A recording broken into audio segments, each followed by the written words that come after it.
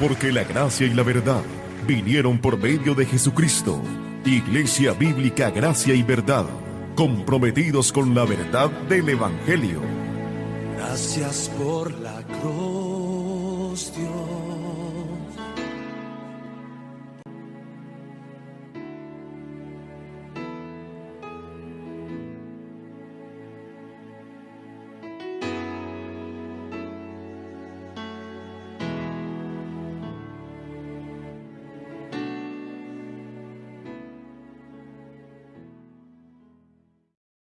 Voy a invitarlo a que abra la Biblia, la palabra de Dios en Apocalipsis capítulo 2, verso 12 al 17, para continuar hoy con el estudio de la serie de mensajes expositivos, el mensaje de Cristo a las iglesias de Apocalipsis, y lo que corresponde hoy, el mensaje a la iglesia en Pérgamo.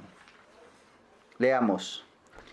Y escribe al ángel de la iglesia en Pérgamo, el que tiene la espada aguda de 2 filos, dice esto. Yo conozco tus obras y dónde moras, donde está el trono de Satanás. Pero retienes mi nombre y no has negado mi fe, ni aun en los días en que Antipas, mi testigo fiel, fue muerto entre vosotros, donde mora Satanás. Pero tengo unas pocas cosas contra ti, que tienes ahí a los que retienen la doctrina de Balaam, que enseñaba a Balac a poner tropiezo ante los hijos de Israel, a comer de cosas sacrificadas a los ídolos y a cometer fornicación. Y también tienen a los que retienen la doctrina de los nicolaitas, la que yo aborrezco.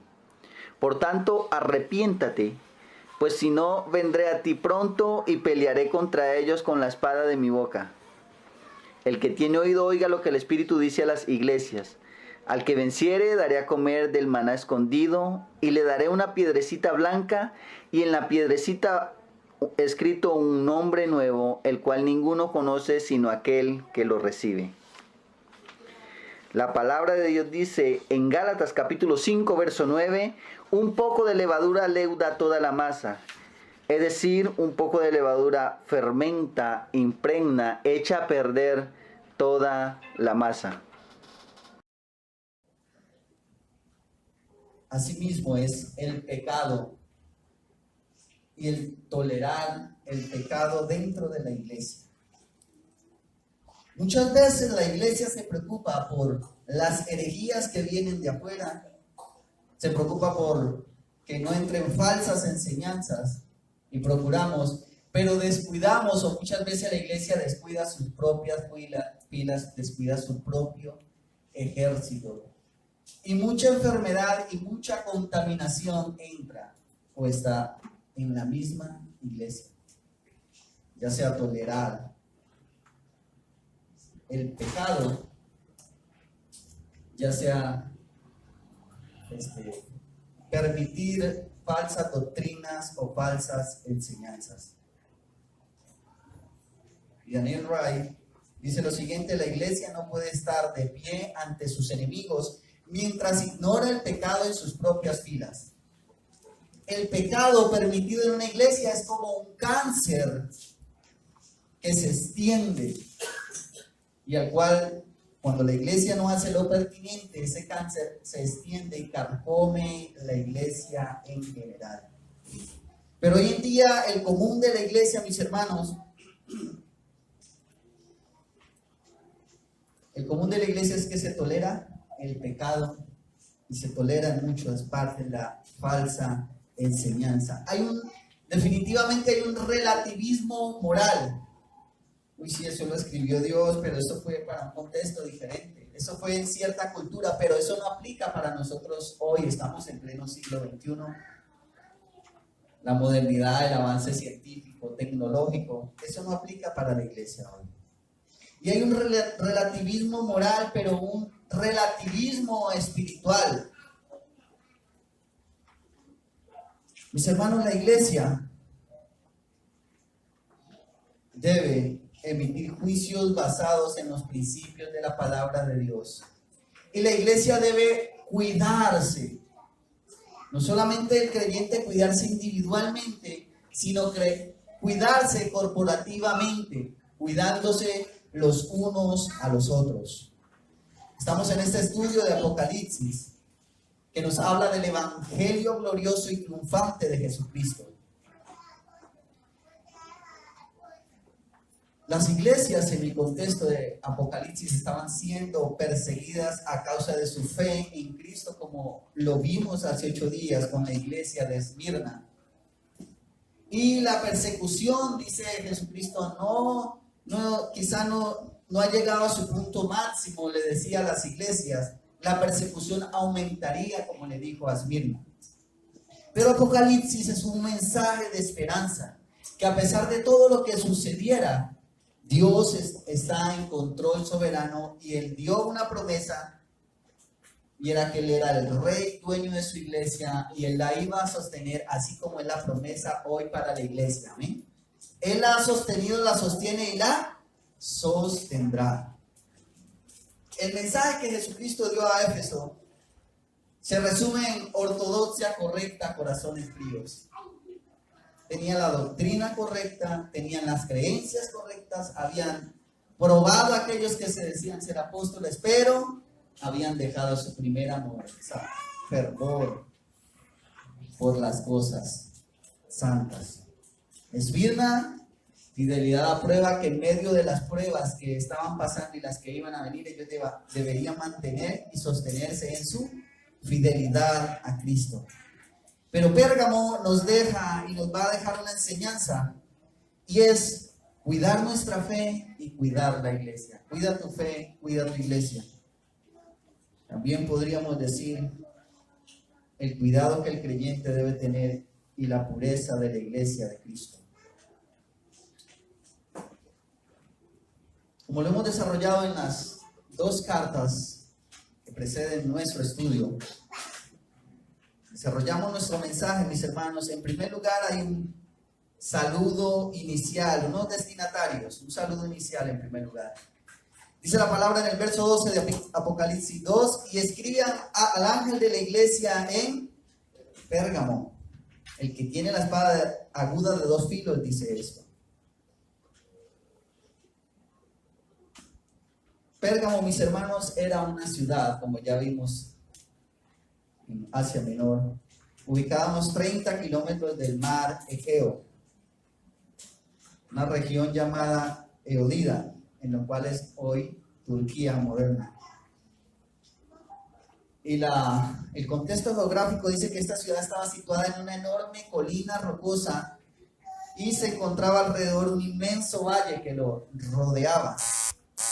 Los romanos y el Imperio Romano hicieron de la ciudad de Pérgamo la capital de la provincia de Asia.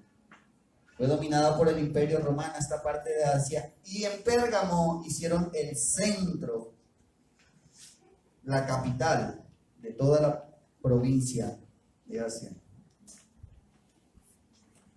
La ciudad de Pérgamo, mis hermanos, como algunos datos interesantes, se caracterizaba por tener una de las bibliotecas más grandes, específicamente la segunda biblioteca más grande que existieran hasta entonces. Después de la biblioteca de Alejandría, la biblioteca de Pérgamo, dice que contaba con aproximadamente 200,000 volúmenes, los cuales la gente acudía, y era reconocida por eso. También de Pérgamo sale el pergamino, donde se inventó allí el pergamino por la dificultad que tenían los otros elementos de escritura. Se inventaron el pergamino elaborado con pieles de animales. Pero las particularidades más importantes para entendimiento de nuestro estudio de la ciudad de Pérgamo, mis hermanos, es que fue un centro religioso de culto o idolatría pagana. Se adoraban deidades griegas como Zeus, como Baco, el dios lo que se le conoce como el dios del licor, ¿no? Baco, el dios Baco. Pero estaba Esculapio o Asclepio, que era el dios de la medicina, el cual era venerado como que ese dios tenía el don de la sanidad. Y había un sitio, algo parecido como a una mezcla de un hospital con hechicería o brujería, que se llamaba el Asclepión, y era el santuario de ese dios Esculapio, el dios de la sanidad, el dios de la medicina. Decía que en ese lugar se obtenían sanidades a partir de la adoración y el sacrificio a dioses. La serpiente, esa serpiente que usted encuentra en una asta, que fue la serpiente o algo parecido a lo que Dios le dio a Moisés cuando salió como juicio de Dios serpientes del desierto. Y Moisés oró y Dios le dijo: mira la serpiente, y el que mirare a la serpiente será salvo. Y eso lo retoma Jesucristo en Juan capítulo 3. Esa serpiente era un símbolo importante allí en la ciudad de Pérgamo, y le atribuían también a esos símbolos sanidades. El dios de la sanidad, Esculapio o Asclepio, estaba por todas partes de la ciudad y era altamente venerado. Estas prácticas, en esas prácticas se mezclaba la medicina con la superstición y hacía muchos ritos, muchas cosas raras. Pero Pérgamo, mis hermanos, al ser el centro, la capital del Imperio Romano en los territorios de Asia, también fue la capital de la adoración y el honor al emperador, al César. Y la idolatría y el César fue el centro. Quizás esa fue una de las razones por las cuales Dios escribió: yo conozco, verso 13, tus obras y dónde moras. ¿Dónde moras? Donde está el trono de Satanás. Y al final, Antipas, mi testigo fiel, fue muerto entre vosotros, donde mora Satanás.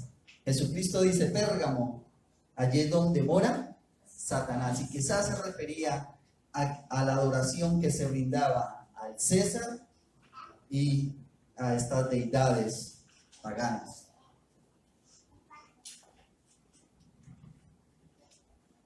Pérgamo, mis hermanos, era un lugar donde, obligados por el Imperio Romano, las personas bajo la amenaza de la pena de muerte deberían decir: César Kyrios, el César es mi Señor.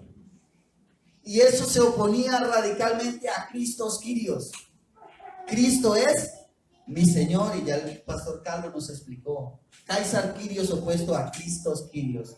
César es el Señor, Cristo es el Señor, y no había nada intermedio. Y eso era algo, mis hermanos, que el verdadero cristiano no haría jamás: reconocer a César Kyrios, reconocer a el César como Señor y dueño de sus vidas.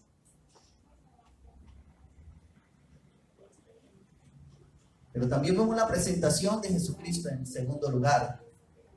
Escribe al ángel de la iglesia en Pérgamo: el que tiene la espada aguda de dos filos, dice esto cada introducción a cada iglesia de Apocalipsis. El apóstol Pablo, inspirado en esa revelación, el Señor Jesucristo se revela de una manera diferente. En esta ocasión, a la iglesia de Pérgamo se revela como el que tiene la espada aguda de dos filos. Y ahí en el capítulo 1, verso 16, también dice la palabra de Dios, hablando de Jesucristo: tenía en su diestra 7 estrellas, de su boca salía una espada aguda de dos filos, y su rostro era como el sol cuando resplandece en su fuerza.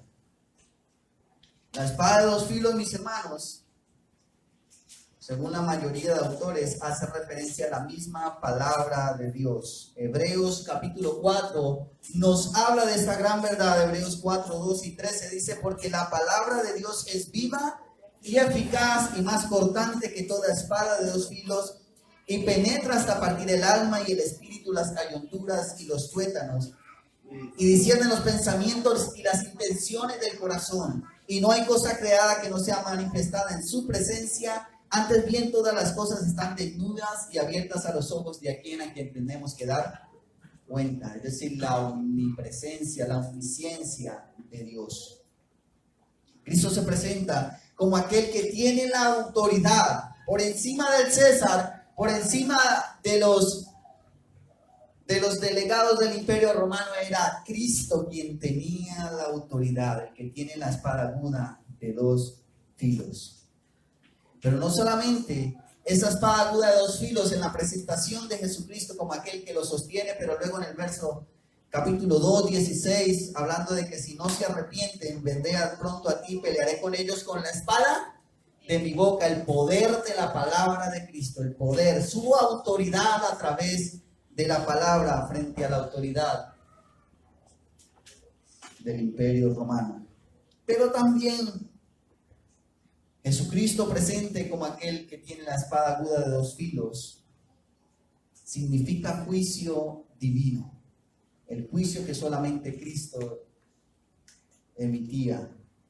Y en el verso 16, como vamos a ver, sobre aquellos que no se arrepienten de su pecado. En tercer lugar, hay un elogio, un saludo, una presentación de Cristo. Y en tercer lugar, un elogio, verso 13. Dice el Señor Jesucristo: yo conozco tus obras, le está diciendo a la iglesia en Pérgamo. ¿Y dónde moras? Donde está el trono de Satanás. Pero tienes mi nombre y no has negado mi fe, ni aun en los días en que Antipas, mi testigo fiel, fue muerto entre vosotros, donde mora Satanás.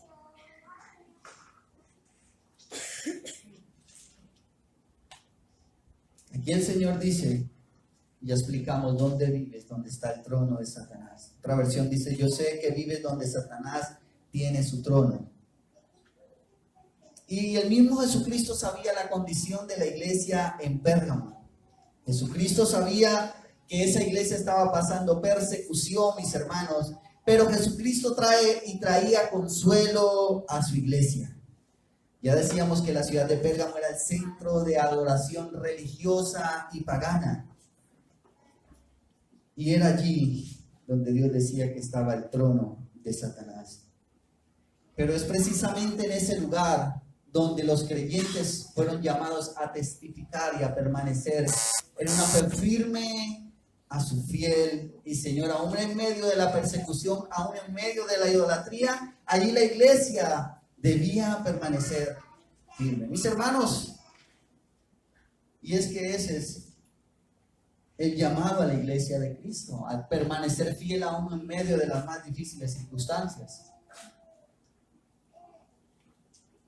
Muchas personas dicen, hablando de evangelizar: uy, yo quisiera ir a África, uy, yo quisiera ya ir a Siria, allá en medio donde están las guerras, ir a predicar el evangelio de Cristo. Y el contexto suyo, su barrio, su familia, no, es que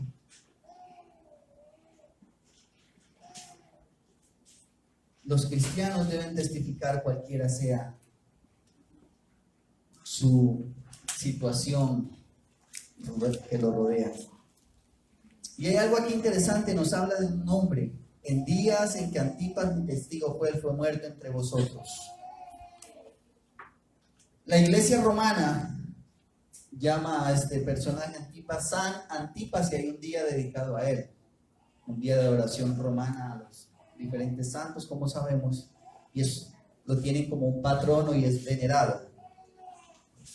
Dice la tradición, mis hermanos, o fuentes históricas extrabíblicas, que Antipas fue pastor de la iglesia en Pérgamo durante el reinado del emperador Domiciano.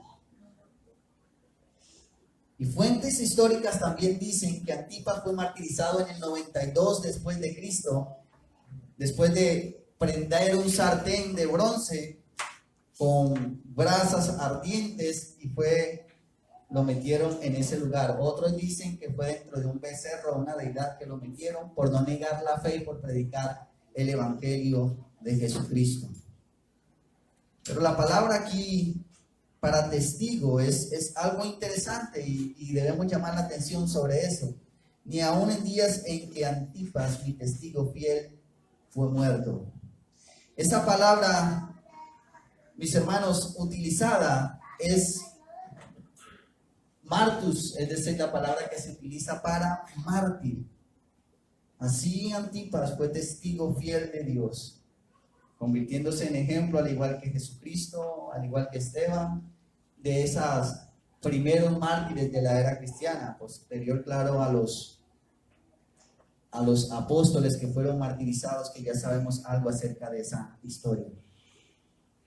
Pero mis hermanos, esto debería ser un gran consuelo para la iglesia en Pérgamo y las iglesias de Apocalipsis que estaban sufriendo persecución y aquellas que habían sido exiliados a causa de su fe.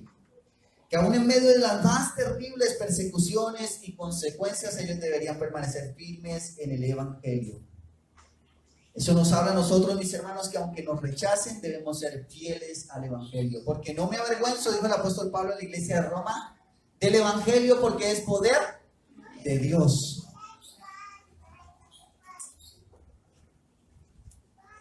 Hablar de Jesucristo, mis hermanos, y dar testimonio en nuestra vida, aunque nos rechacen.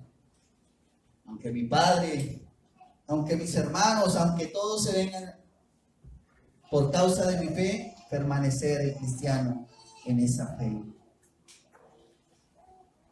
En nuestro contexto, mis hermanos, de nuestro país, hay libertad de culto, ¿verdad? Es más, el cristianismo en Occidente está de moda. Pero una pregunta que me hacía era, ¿estaremos dispuestos como iglesia? ¿Estaré yo dispuesto? Si llegara un día donde la iglesia fuera perseguida y por no negar el nombre de Cristo y por no seguir la corriente de este mundo y por no negar nuestra fe, seríamos capaces como aquellos mártires a lo largo de la historia, no solamente en los primeros siglos, en la pre-reforma y en la reforma, quemados vivos, decapitados, aserrados, seríamos capaces de, en ese contexto, no negar nuestra fe. Me temo que se vería probada la fe de muchos. Y allí es donde verdaderamente el verdadero creyente, con el verdadero evangelio, estaría firme. Si Dios permite en su voluntad que llegara ese momento, ¿estaría usted dispuesto a hacerlo como viven nuestros hermanos en África, en ciudades o países de contextos musulmanes? Dicen que en Arabia Saudita, si a una persona lo leen leyendo la Biblia, le tasan sus dedos o su mano, sus dedos hasta llegar al hueso 40 veces. Ese es uno de los castigos. A otros le sacarán los ojos. Dice un autor por ahí que la muerte de los mártires es la semilla del evangelio. Los mártires como semillero de la iglesia, como testimonio en todos los tiempos de la fe verdadera. Ahora, el apóstol Pedro hace una aclaración interesante en su carta y dice: bienaventurado cuando por causa del nombre de Cristo, y no estaban sufriendo también a causa del imperio romano, pero no por estar entrometido en lo que no le conviene, en cosas, y decir yo sufro por el nombre de Cristo cuando es por su propio pecado, sino de verdad sufrir por el nombre de Cristo. Quiera Dios que nos halle fieles, mis hermanos, en los momentos de prueba.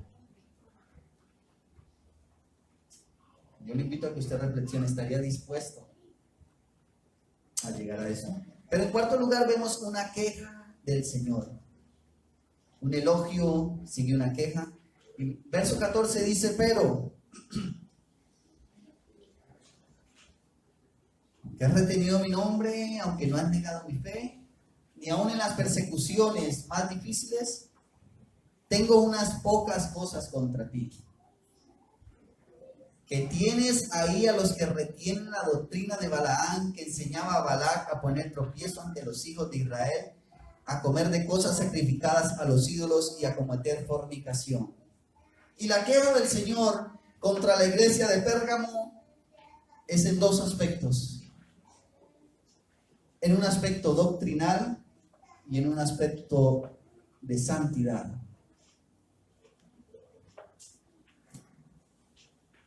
Retienen la doctrina de Balaam. Mientras la iglesia estaba enfrentando, mis hermanos, persecuciones externas, la iglesia en Pérgamo falló en no tratar con sus asuntos desde adentro de la iglesia. Había sido infiltrada por falsas enseñanzas, lo cual llevó a falsas prácticas dentro de la iglesia, mis hermanos. Cuando en la iglesia se tolera el pecado, se hace culpable, mis hermanos. En la palabra de Dios somos tan culpables de hablar como somos culpables cuando callamos cuando hay que hablar. Cuando se toma el pecado a la ligera dentro de la iglesia. Balaam, esa historia que está allá en Números 22, capítulo 22 al 25, era profeta de Dios. Para entender esta figura, Balaam era un profeta de Dios. Y Balac, rey de Moab, lo quería contratar para que maldijera al pueblo de Israel, él siendo profeta de Dios. Y Balaam se quiso oponer a eso y dijo: lo que Dios me diga, yo lo haré. Y la historia sigue, quizás usted la lea en su casa. Pero al final, Balaam incitó a Balac a que hiciera o permeara a Israel de otra manera. ¿De qué manera? Pues hacer alianzas con las mujeres moabitas. Y las mujeres, fue lo que Dios tanto advirtió, desviaron el corazón de los israelitas y por eso ellos llegaron a tener incesto, es decir, fornicación con mujeres que no eran del pueblo de Israel y no estaba permitido, y tras de eso adorar sus ídolos, los ídolos moabitas. Matrimonios mixtos y mezclas, eso fue lo que salió de esta historia. Y quiero que vayamos por un momento ahí a Números 25 del Antiguo Testamento, en el contexto de la historia que les dije. Números capítulo 25.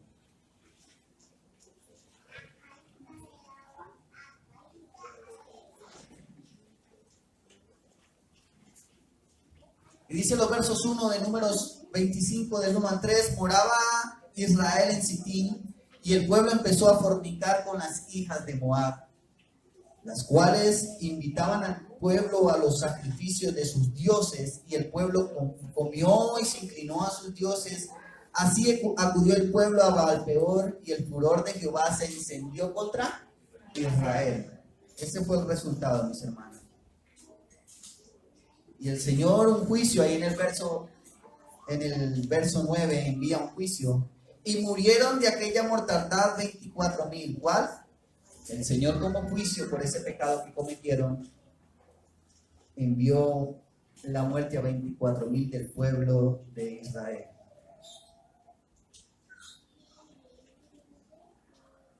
Eso estaba pasando en la iglesia de Pérgamo.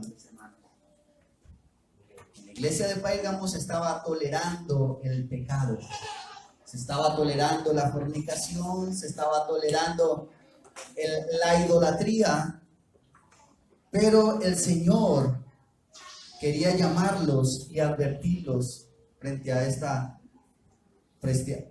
engaño que la iglesia estaba viviendo. Mis hermanos, la iglesia de Cristo como cuerpo es encargada de la disciplina.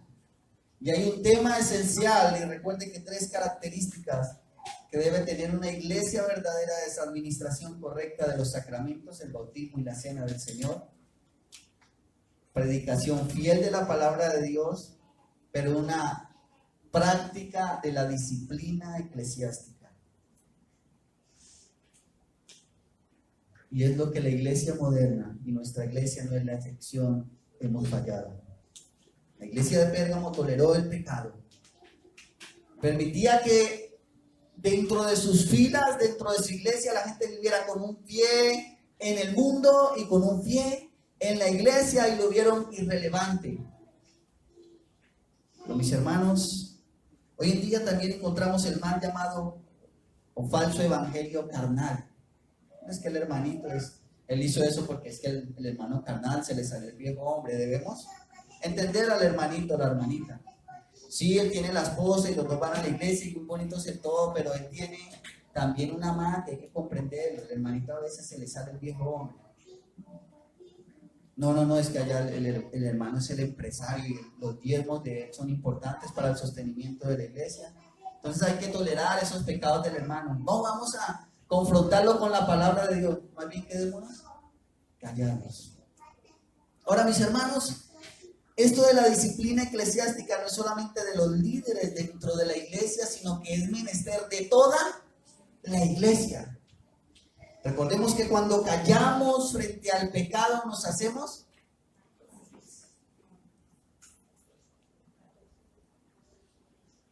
anteriormente, o han venido a mí personas de acá de la iglesia y me dicen, pastor, esta persona, imagínese que me han contado que esa persona esto y esto y esto. Yo les digo, vaya y hablen directamente con esa persona. Hay un proceso de disciplina, Mateo 18. Las llaves que Dios entregó a la iglesia, la autoridad que Cristo delegó a la iglesia, lo que llamamos atar y desatar. Y atar y desatar tiene que ver con la disciplina correctiva y preventiva dentro de la iglesia. Si tu hermano peca contra ti, ve tú y él solo, vaya, exhórtelo, pero en lo vinculante a la palabra de Dios, porque quizás hemos dicho anteriormente muchos hermanos, es que esa hermanita esto y lo otro, cuando no hay un sustento bíblico. Cuando vamos a apelar a una exhortación, el hermano debe ser en lo pertinente a la palabra de Dios. Si usted tiene la convicción, hágalo, mi hermano. Ahora hay algunos que dicen, si me vas a decir algo, el que esté libre de pecado que tire la primera piedra. Entonces, no juzguéis para que no seáis juzgados. Pero el Señor dijo, juzgad con justo juicio. Es diferente un hermano o una persona creyente en su pecado remanente, en lo cual está mortificando y su lucha con el pecado. Pero diferente es vivir en ese pecado. Una persona que es algo consecutivo, la iglesia, los hermanos deben prestar atención a eso. Pero la finalidad, recuerden, es ganar al ofensor. No armar allá, no decir, uy, es que yo sí soy santo. Esa hermana, uy, ese hermanito. Es ganar a esa persona, llevarla a un arrepentimiento genuino delante de Dios. El apóstol Pablo habla en Gálatas 6, cuídate. Cuando vayas donde tu hermano, ¿no es cierto? Con amor, cuidándote de que tú también seas. No vayas a caer en lo mismo. Pues, hermanos, el apóstol Pablo en 1 Corintios capítulo 5 habla de un caso de inmoralidad que la iglesia estaba tolerando, que un hijo se estaba acostando con su madrastra, y dice la palabra de Dios, eso ni aún se nombra por fuera, pero se está haciendo dentro de la iglesia. Y la exhortación del apóstol Pablo es clara.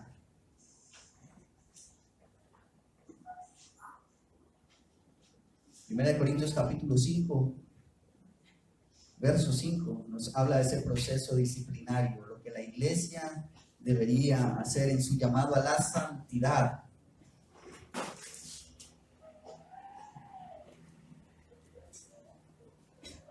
Primera de Corintios capítulo 5, verso 5, el tal sea entregado a Satanás para destrucción de la carne, a fin de que el espíritu sea salvo en el día del Señor Jesús. ¿No es buena nuestra jactancia? ¿No sabéis que un poco de levadura leuda toda la masa? Limpiaos pues de la vieja levadura para que seáis nueva masa sin levadura como soy, porque nuestra Pascua, que es Cristo, ya fue crucificada por vosotros. Verso 9, os he escrito por carta que no os juntéis con los fornicarios, no absolutamente con los fornicarios de este mundo, o con los ávaros, o con ladrones, o con idólatras, pues en tal caso os sería necesario salir del mundo. Y escuchen, más bien os escribí que no os juntéis con ninguno que llamándose hermano, hola hermanita, fuere fornicario, avaro, idólatra, maldiciente, borracho, ladrón, con el tal ni aún comáis. Hoy en la iglesia no se predica eso, ¿no es que entonces se va la gente? Si hablamos de disciplina eclesiástica, la gente se va. Pero mis hermanos, la disciplina eclesiástica es algo que Dios estableció y que nosotros debemos aprender a hacerla de una manera correcta. Ahora, por eso es importante. Una iglesia local no puede responder por personas que vienen cada 1, 2, 3 veces al año. Y que dice, ¿y usted a dónde va? No, yo voy a la iglesia bíblica, gracia y verdad. Uy, pero esta persona sí, ni en el mundo se portan así. Uno no puede responder por ese tipo de gente. Ni por unas personas que simplemente asisten esporádicamente, sino que es un contexto más estrecho y es un contexto de la membresía. Un día me encontraba con una señora, me invitó a un matrimonio y me dice, le voy a contar algo. Cuando yo fui a esa iglesia, una iglesia de aquí de Neiva, cuando llego allá a la iglesia, los servidores, los que recogían la ofrenda, los que daban la bienvenida, fueron personas que se fueron pagándome mi empresa. Y sacaron cosas, se fueron debiendo, sacaron cosas, ¿verdad? Y después los encuentro allá en la iglesia sirviendo. ¿Cuál fue el testimonio? Sin embargo, pues, yo era una persona que tomaba las cosas con madurez. Y el apóstol Pablo continúa, porque ¿qué razón tendría yo para juzgar a los que están afuera? ¿No juzgáis vosotros a los que están dentro? Quitad pues ese perverso de entre vosotros. Pero el propósito era que este personaje llegara a un arrepentimiento genuino. Mis hermanos, Dios dio su vida, Efesios 5 dice, para una iglesia gloriosa, sin mancha, sin arrugas, y Dios no permite ni tolera el pecado. Ahora Dios da tiempo para arrepentimiento, claro que sí, nos llama por su palabra, pero el llamado a la iglesia en general es a cuidarse individualmente y ayudar a cuidar el rebaño del Señor. No simplemente tomar la postura de que cada uno haga con su vida lo que bien le parece, porque no estamos hablando de un cuerpo, sino de un individualismo.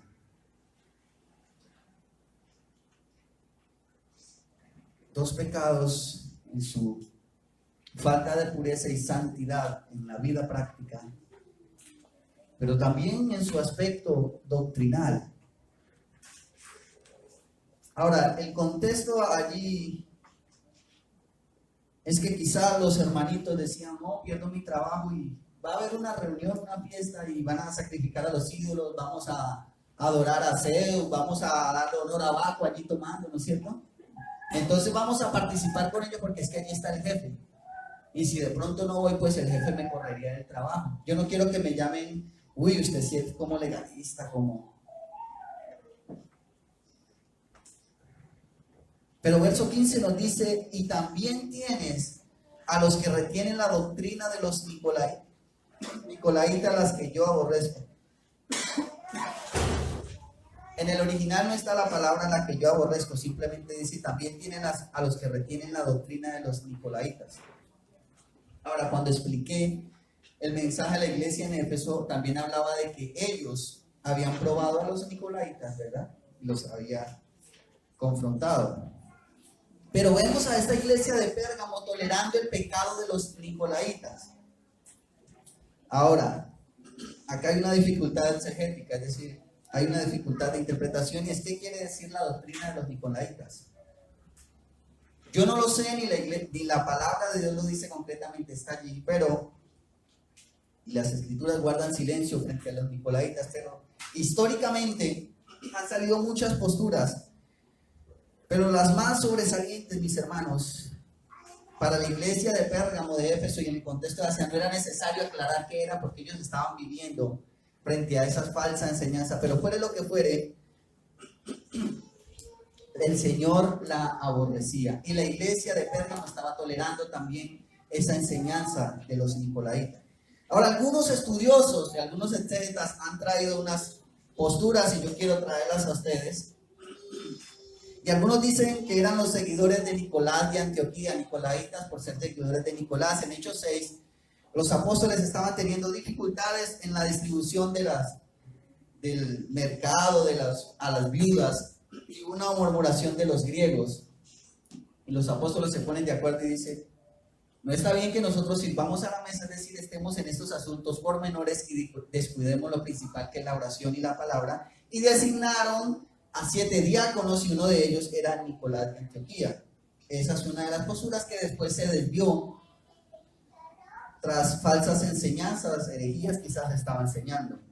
Y lo asocian también con la misma doctrina de Balaán, es decir, inmoralidad sexual, una vida y práctica no creyente y algunos asuntos o desviaciones doctrinales. También lo asocian con la mujer de Jezabel, que más adelante sale nombrada en otra iglesia. Dice que representa el mismo grupo de herejes. Pero otras personas dicen que los nicolaitas eran unas personas que promovían jerarquía dentro de la iglesia, es decir, se jerarquizó la iglesia y es de allí donde surgen las diferentes jerarquías. Cuando entendemos en la palabra de Dios que simplemente el mandato de Cristo es una iglesia, pluralidad de ancianos con igualdad y una eclesiología congregacional, es decir, una iglesia con su membresía con voz y voto. Eso es lo que entendemos. Pero dicen que fueron personas que inventaron esto de las jerarquías, y un ejemplo común en la iglesia católica romana con sus diferentes jerarquías. Pero en tercer lugar, algunos dicen que eran los que predicaban que se podía estar bien con dos señores. Se podía servir a Dios, se podía servir al mundo. Es decir, podemos servir al César y podemos servir a Cristo y no hay nada. Podemos tener a los dos contentos. Y que la inmoralidad era normal, ¿verdad? Asistir a los cultos paganos, a la idolatría, a hacer prácticas que eran comunes y corrientes en ese contexto. Como conclusión, mis hermanos, la Biblia no nos aclara. Pero lo que necesitamos saber es que estos nicolaitas eran abominables delante de Dios. Estas personas, el Señor no las toleraba. Estaban enseñando, fuese lo que fuese, no era agradable delante del Señor. La iglesia de Éfeso, capítulo 2, verso 6, sí había aborrecido esas obras de nicolaitas, pero la iglesia de Pérgamo las había admitido. Quizás como algo normal.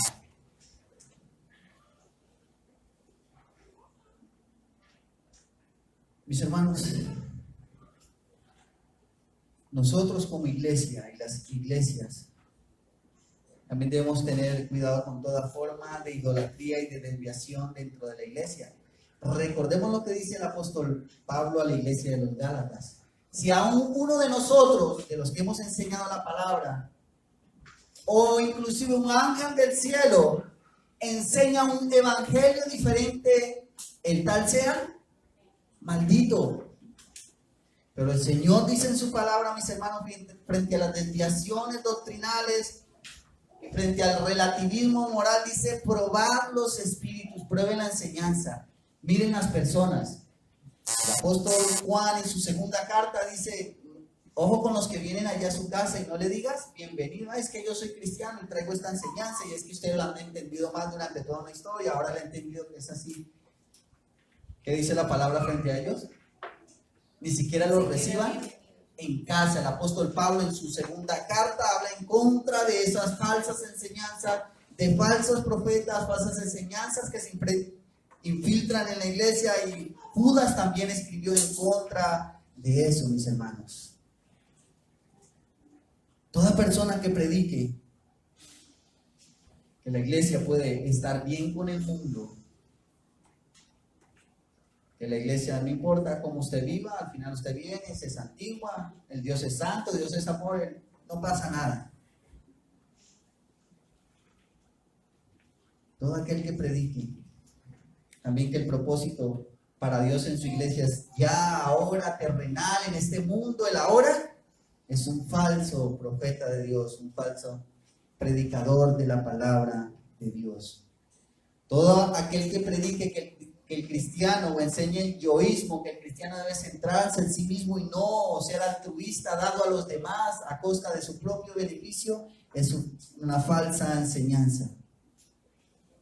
Nada hagáis por contienda, por vanagloria, antes estimando a los demás como superiores a él mismo.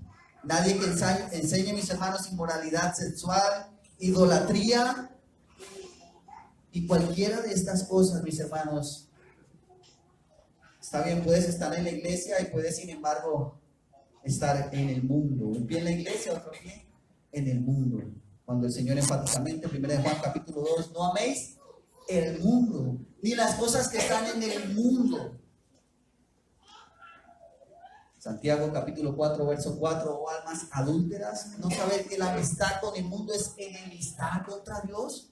Cualquiera que quiera hacer alianza con el mundo se constituye enemigo de Dios.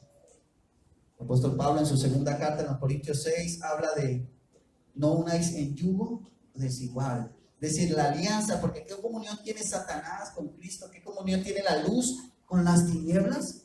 Mis hermanos, y la iglesia debe aprender a ser clara en ese contexto. Debemos estar atentos. Pero el Señor también hace un llamado al arrepentimiento, verso 16 de Apocalipsis capítulo 2. Por tanto, arrepiéntete, pues si no vendré a ti pronto y pelearé contra ellos con la espada de mi boca. Pelearé contra ellos. ¿Quiénes son ellos? Los que estaban practicando estas enseñanzas nicolaitas y siguiendo las doctrinas de Balaam.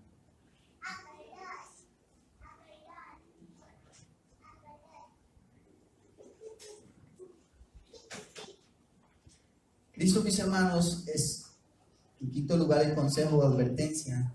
Cristo les ordena que se arrepientan. Y primero lo dice a toda la iglesia. Por tanto, arrepiéntete, iglesia de Pérgamo. Porque ustedes han permitido y han tolerado el pecado dentro de la iglesia. Ustedes han permitido y han tolerado la falsa enseñanza. Arrepiéntete. Pues si no lo hacen, dice la palabra de Dios, vendré a ti pronto y pelearé contra ellos, contra aquellos que practican dichas cosas, con la palabra de Dios.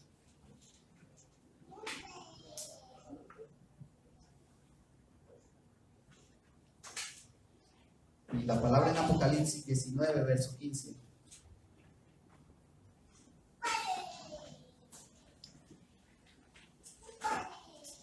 Hablando de Jesucristo como el verbo de Dios. 19, verso 15 de Apocalipsis. De su boca sale una espada aguda para herir con ella las naciones, y él las regirá con vara de hierro, y él pisa el lagar del vino, del furor y de la ira del Dios Todopoderoso. Para todos aquellos que no se arrepienten, mis hermanos, hay un final. El día de la ira de Dios, donde Dios dará a cada uno conforme a sus obras. Y la iglesia no es la excepción cuando tolera el pecado y aquellos que no se arrepienten de corazón. Para aquellos que practican dichas cosas. Por eso, mis hermanos, reiteramos una y otra vez, la iglesia como individuo, pero la iglesia como conjunto es encargado, mis hermanos. Y la palabra de Dios nos advierte una y otra vez un llamado a arrepentimiento y a dar frutos dignos de arrepentimiento. Si un hermano está enseñando algo mal, yo voy con él, le digo por la palabra de Dios, hermano, eso está mal. Y si no hace caso la iglesia de tomar los correctivos necesarios frente a las falsas enseñanzas, desviaciones doctrinales o prácticas inmorales dentro de la iglesia. Y esto por la palabra, mis hermanos. Toda la palabra, toda la escritura es inspirada por Dios y útil para enseñar, para redarguir, convencernos del pecado, pero para corregir y para instruir en una vida de justicia, una vida de santidad delante de Dios. Sin santidad nadie verá a Dios. Pues la voluntad de Dios es vuestra santificación, la santidad de la iglesia. Primero de Pedro, sed santos, porque yo soy santo. Primera de Pedro capítulo 2, verso 9. Nosotros somos llamados nación santa. Y una nación santa es una iglesia apartada y separada del mundo, mis hermanos. De las prácticas paganas, de las falsas enseñanzas. Es el consejo, es la advertencia del Señor. Es un llamado al arrepentimiento. Fíjense que el Señor no los desechó de una vez a estos practicantes de las doctrinas de Baal y los nicolaitas, sino que Dios está misericordioso, lento para la ira y grande en misericordia. No con ello quiere decir que la ira un día no va a llegar. Dios da tiempo para que se arrepientan, pero con Dios no se puede jugar. No, quizás dejo esto para mañana, quizás arreglo este asunto después. No voy a hacer y que pase lo del hombre necio, necio, necio. Esta noche vienen a pedirte tu alma. Isaías 55 dice que hoy es día de salvación. Buscad a Jehová mientras está cerca, llamarle, acudir a él en arrepentimiento, dejar el impío su camino y vuélvase a Jehová, el cual es misericordioso y amplio en perdonar. Y allí vemos claramente la gracia de Dios, mis hermanos, dando oportunidad una y otra vez. Pero no confundamos, mis hermanos, la paciencia y que la fidelidad de Dios, aunque yo fuera infiel y sigo siendo infiel y sigo siendo infiel y sigo cometiendo los mismos pecados, no te vaya a pasar y estés jugando con tu alma y con tu eternidad, con el Evangelio de Cristo, jugando a ser un creyente, como le dijo el apóstol Pablo a Agripa cuando le habló del juicio de la ira venidera. Por poco me persuade, casi me convence, pero todavía no estoy convencido de que debo arrepentirme, de que debo dejar mi vida inmunda y seguir la santidad de Dios.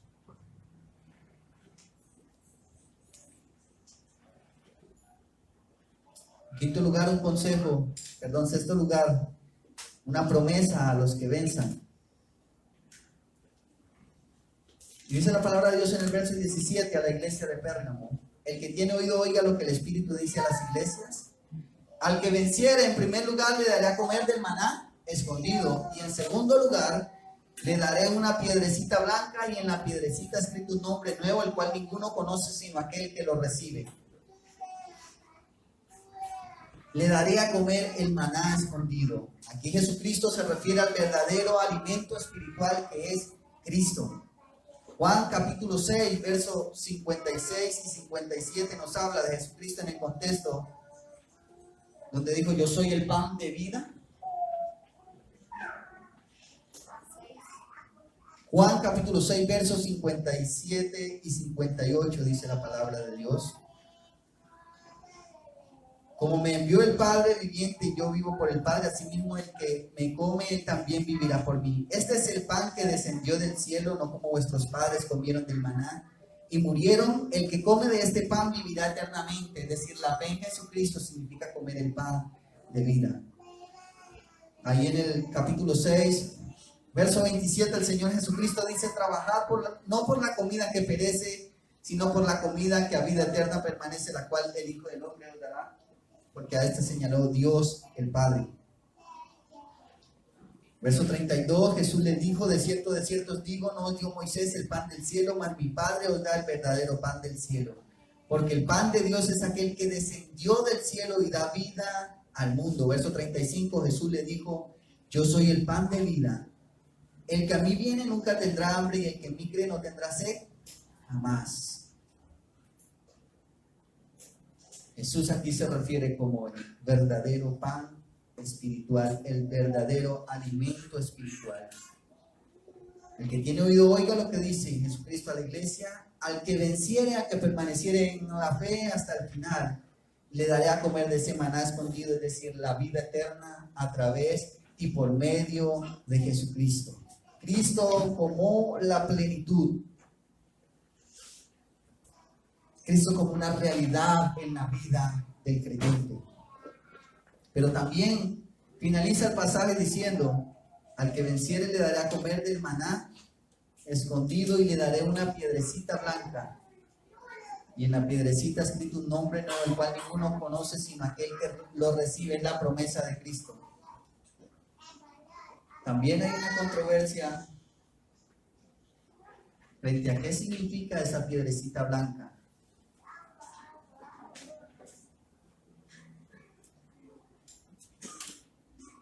y las más sobresalientes frente a esta declaración de una piedrecita blanca. La persona que vence tendrá el maná y esa piedrecita blanca, y en la piedrecita blanca un nombre, escrito un nombre nuevo, el cual ninguno conoce, sino aquel que lo recibe.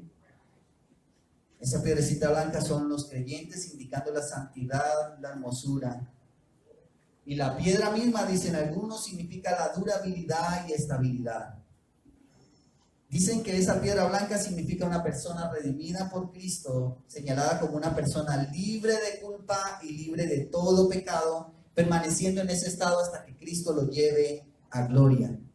Y el nombre nuevo escrito en la piedra indica a la persona a quien Dios otorga esa piedrecita.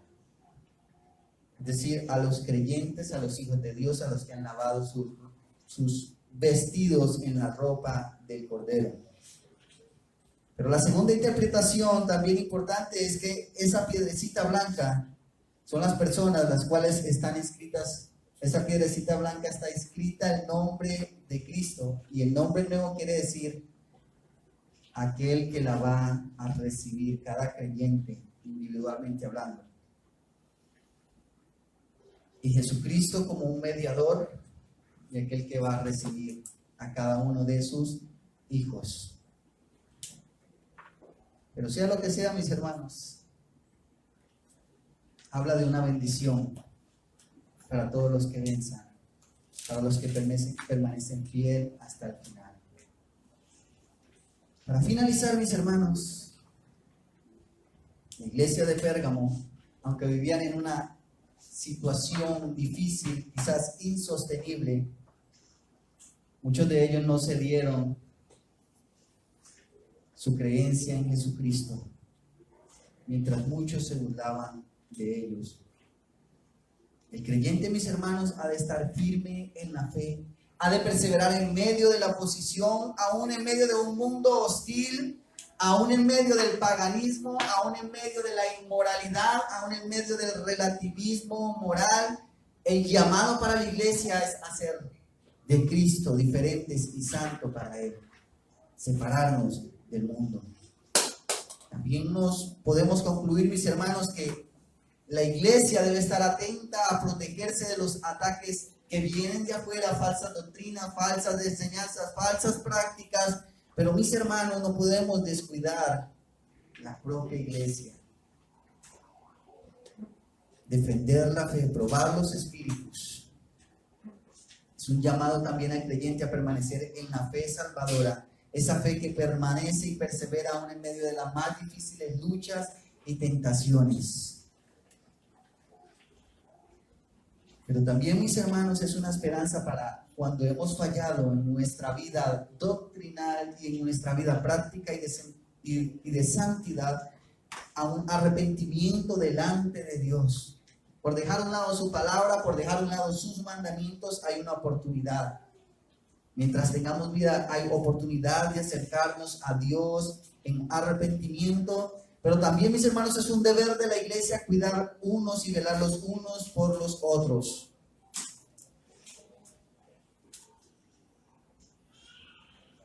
También hay una aplicación para los no creyentes. Hay un día establecido de juicio final. Jesucristo, el que tiene la espada aguda de 2 filos. Jesucristo, el que peleará con la espada de su boca, con el poder de su palabra, está establecido para el hombre que muera una sola vez y después de esto el juicio final. Pero solamente la fe en Cristo podrá librar al hombre, librarlo de la ira venidera de Dios. Pon tus ojos solamente en Cristo, no mires este mundo. Este mundo pasará. Todo lo terrenal pasará, pero Cristo es el fundamento eterno y ha de ser el fundamento eterno.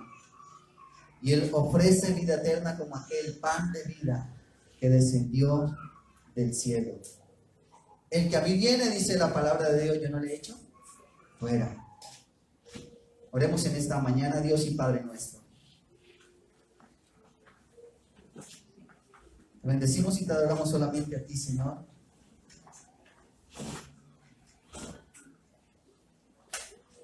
Cuán grande es su nombre, Señor. Cuán inmensurable es tu amor. Gracias, Señor, por dejarnos tu palabra.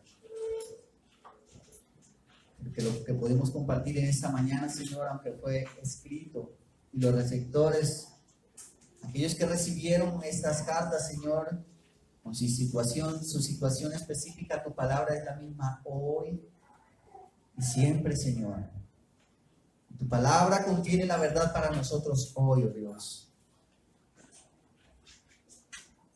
Tu palabra, Señor, nos insta y nos llama a evaluar nuestra vida, oh Dios, cuidándonos de que no endurezcamos nuestros corazones, que tengamos esa conciencia clara frente al pecado, Señor, que tengamos cuidado de que nuestra conciencia no sea cauterizada.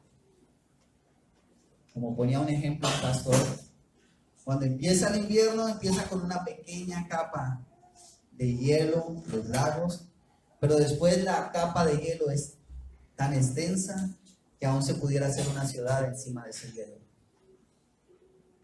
Cuidándonos, Señor, de que por tu palabra y por tu Espíritu Santo, Señor, nos lleves a un convencimiento de pecado. En nosotros, Señor, pero en la iglesia de Cristo, Dios, aún vivir en santidad para ti, aún procurar la santidad en la iglesia de Cristo. Somos los representantes, somos la sal, la luz de este mundo, Señor.